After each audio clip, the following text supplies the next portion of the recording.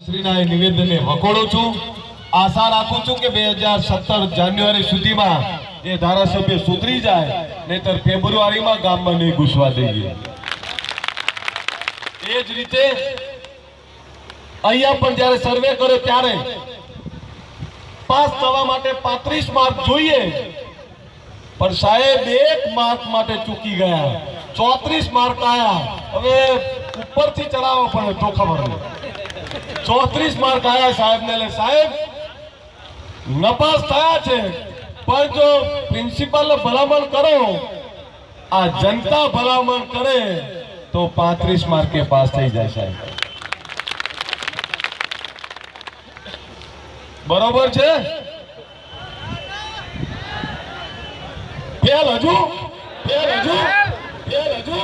નહીં, પણ તમારો જ મત છે। 34 માર્ક એટલે આપ્યા કે થોડુંક અમારે આમ તો 30 માર્ક સુધી હતા, પણ અમે 4 માર્ક એ અમારા વતી આપ્યા કે સાહેબ જાન્યુઆરી સુધીમાં બદલાવ લાવશે ને સાહેબ સુધારો કરી દેશે, એટલે 4 માર્ક અમે આપ્યા છે। પાસ તો તમારે કરવાના છે, 2017 માં કરી દેજો, તમને આપી દીધું હથિયાર। એટલે આ પ્રમાણે આ જનતા દરબારથી ખુશ છો? જોઈએ છે વ્યસન મુક્તિ, જોઈએ છે પાણી, જોઈએ છે વીજળી, જોઈએ છે રોજગારી, અને અહીંયા જે ફિક્સ વેતન ધારકો બેઠા છે એમના માટે પૂરો પગાર જોઈએ છે। તો આ તમામ સવાલોના જવાબ સન્માનીય આદરણીય ધારાસભ્ય શ્રી આપે। આવનારા સમયની અંદર તમામ વિધાનસભાઓની અંદર જનતા દરબાર ભરાશે, પણ આપને કહી દઉં હવે ઠાકોર આવશે, હવે ઓબીસી એસસી એસટી નો નેતા આવશે, વિધાનસભામાં જે મોકલીશું, વિધાનસભાની અંદર જે જશે એ પક્ષચંપી કરેલો નહીં હોય, દારા મતના સિંહો જેવો તમામ પ્રકારનો ન્યાય માટે લઈને આવે એવો, અને નેતાઓના પગ પકડે એવો નહીં, ત્યાં વિધાનસભાની અંદર જઈ અને કાયદો કરે એવો જનતા દરબારનો પ્રતિનિધિ થશે। આ બધા અહીંયા વિશાળ સંખ્યાની અંદર આવ્યા એ બદલ આ બધાનો ખૂબ ખૂબ આભાર માનું છું। પરંતુ એમણે કહ્યું છે કે પૂર પીડિતોના કયા વર્ગને પૈસા આપવામાં આવ્યા, તો એનો જવાબ આપવો પડશે। એમણે કહ્યું ને કે અમીર લોકો અમુક લોકો લઈ ગયા, બીજા લોકોને મળ્યા નહીં। રખડતા ઢોરોનું પણ એમણે કહ્યું, ખેતરોમાં બધા ઘણા બધા રહે છે તો સિંગલ ફેઝ લાઈન ત્યાં નથી આપતા, અને નર્મદા કેનાલોમાં જ્યારે તારે અહીંયા ગાબડું પડ્યું ને અહીંયા તૂટી, તો કયા એવા કોન્ટ્રાક્ટરો છે બ્લેકલિસ્ટ કરો અને નર્મદાની કેનાલો મજબૂત બનાવો, એવી પણ માંગણી છે। રદ થયેલા બીપીએલ કાર્ડ ચાલુ કરો અને ખેતરોમાં આપેલી શાળાઓમાં પાકા રસ્તાઓ બનાવો। અહીંયા કન્યા છાત્રાલયોને કે ગ્રાન્ટેબલ કરવાનું વચન આપ્યું હતું, પણ તમને કહી દઉં એમના પાર્ટીના એક ધારાસભ્યશ્રીની છાત્રાલય મંજૂર થઈ છે, તમારી નહીં મંજૂર થઈ।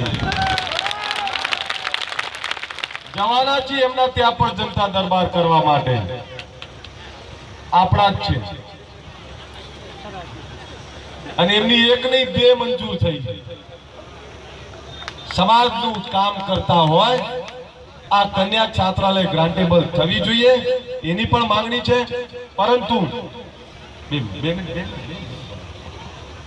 પરંતુ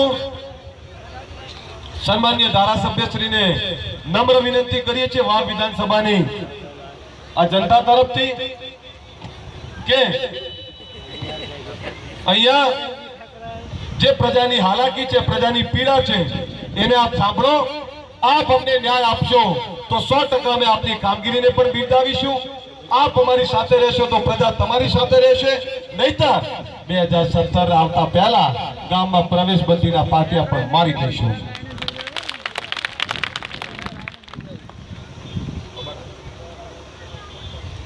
અબાડા વડાળા સેનાના જે હોદ્દેદારોએ કામ કર્યું, અને અહીંયા જે હજારો યુવાનો ઉપસ્થિત છે, માતાઓ બહેનો ઉપસ્થિત છે, સેનાના કાર્યકર્તાઓ જે બધાએ કામ કર્યું એ તમામને વંદન કરું છું।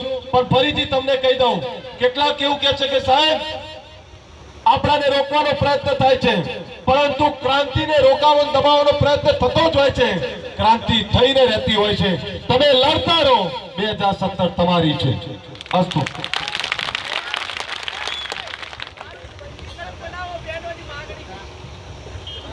દારૂબંધી માટે હવે સિક્કા આવી ગયા છે. તમને કહી દઉં, 2 લાખ પરિવારોને આવરવાના સિક્કા આવી ગયા છે. હવે એ 2 લાખ સિક્કાઓ તમારે જે ઘરના દરવાજે, પહેલાના જમાનામાં પેલા તાંબાના ઘરના નંબરો લખેલા હતા, એવા લોખંડના સિક્કાઓ આવી ગયા છે આપણા.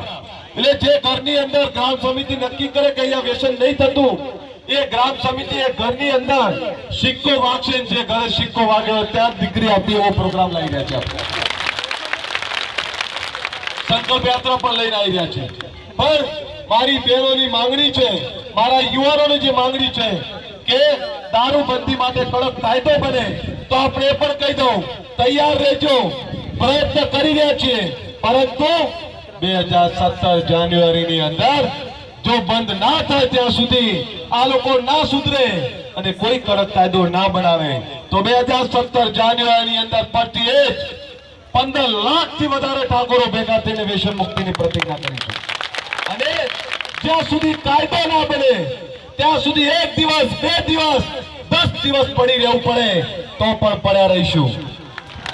પડી રહીશું ને ગાંધીનગર? તો આપ બધાનો ખૂબ ખૂબ આભાર. જનતા દરબારની અંદર આપ બધા બધાયા. આપણો દરબાર હતો ને આપણા દરબારની અંદર આપણે બધા બધાયા. એ બદલ આપ બધાનો ખૂબ ખૂબ આભાર. અસ્તુ. ભારત માતા કી જય. ભારત માતા કી જય. સદારામ બાપાની જય. સદારામ બાપાની જય. કોમી એકતા જિંદાબાદ. કોમી એકતા જિંદાબાદ. કોમી એકતા જિંદાબાદ. આ એટલે કહું છું, કેટલાક રાજકીય આગેવાનો કોમ જાત ધર્મ વચ્ચે જે ધંધા કરી રહ્યા છે, હવે આ જનતા જાગી છે. હવે ધંધા નહીં થાય ને.